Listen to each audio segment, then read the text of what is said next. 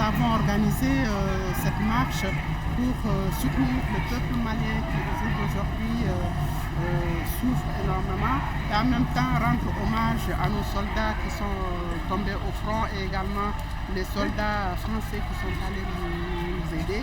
Également dire grand merci au peuple français et à travers leur président de la République qui est François Hollande.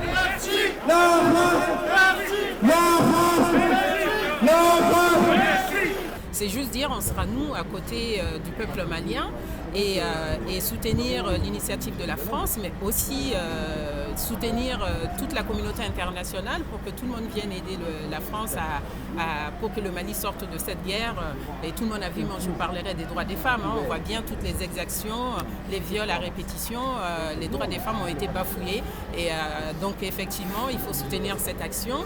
Et je rajouterai, ça a été bien noté par le député, c'est pas seulement les armes qui vont faire sortir le Mali de cet état-là, c'est aussi le développement et un autre Mali, une autre manière de faire de la politique, une autre manière de mettre la population aux affaires, une autre manière de faire de la démocratie citoyenne et effectivement développement et toutes les collectivités doivent s'y atteler. Moi je suis une conseillère régionale et le conseil régional a des liens très forts avec le Mali, a une coopération très forte avec le Mali et justement nous on continuera à aider le Mali pour que le peuple malien, seulement le peuple malien, rien que le peuple malien, retrouve la paix, la sérénité et l'intégrité totale. Nous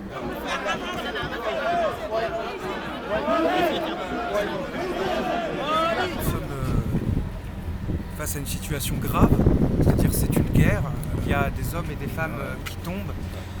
J'ai coutume de dire que quelle que soit leur couleur, le sang est de la même couleur. Et ce que j'ai envie aussi ici, auprès de son Excellence l'ambassadeur, les représentants associatifs qui sont là, c'est de dire aux Maliens, aux Franco-Maliens, aux Français qui ont l'amour du Mali, à l'ensemble des Français, même s'ils n'ont pas de lien avec le Mali, qu'il faut être positif et porter un message d'espoir.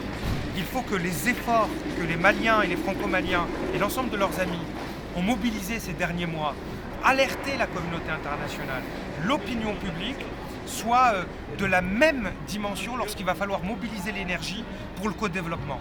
Toute l'énergie qu'on a mobilisée là, il va falloir mobiliser plus pour le développement, l'agriculture, pour travailler ensemble. Je pense qu'il y a une prise de conscience mondiale autour du fait que les seules armes ne régleront pas le problème. C'est une partie du monde trop importante, et pour le Mali, pour l'intégrité du Mali, pour l'ensemble de la planète, il faut maintenant le développement. C'est la prochaine guerre. La guerre contre la pauvreté, la guerre contre les inégalités. Et en tout cas, on va tous ensemble mener ce combat-là.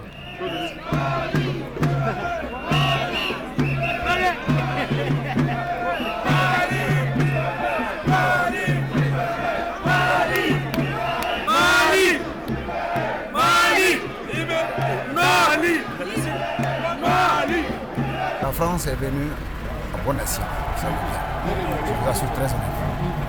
L'appel de notre président, la France a répondu oui et nous a soutenus. Grâce aux actions entreprises par la France, le Mali se trouve dans une situation où l'espoir est né. Donc c'est l'occasion, au nom du président de la République, au nom de tout le peuple malien, de rendre encore un vibrant hommage aux actions entreprises par la France. Sous le leadership de François Hollande. Pour les soldats qui sont morts sur le front, une pensée pieuse pour ceux qui sont morts en France et au Mali.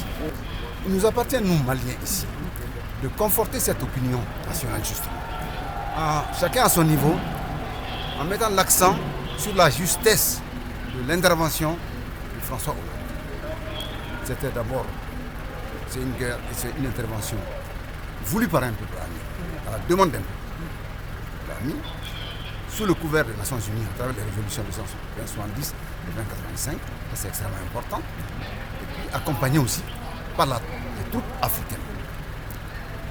La France ne sera pas seule sur le front.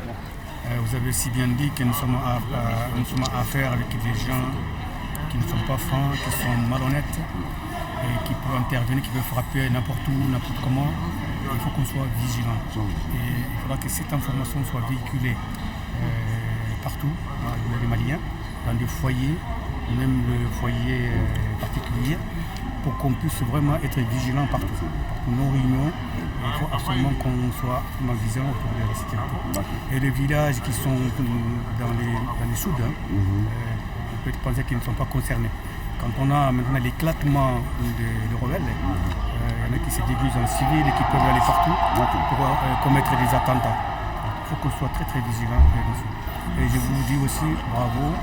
Depuis 9 mois, ce que vous avez fait, nous sommes là, on a observé, on a bien compris. On savait que vous allez finir par trouver une solution. Et c'est ce fait. Merci beaucoup. Et merci. Et bon courage. Et bonne Vive soirée. la France! Vive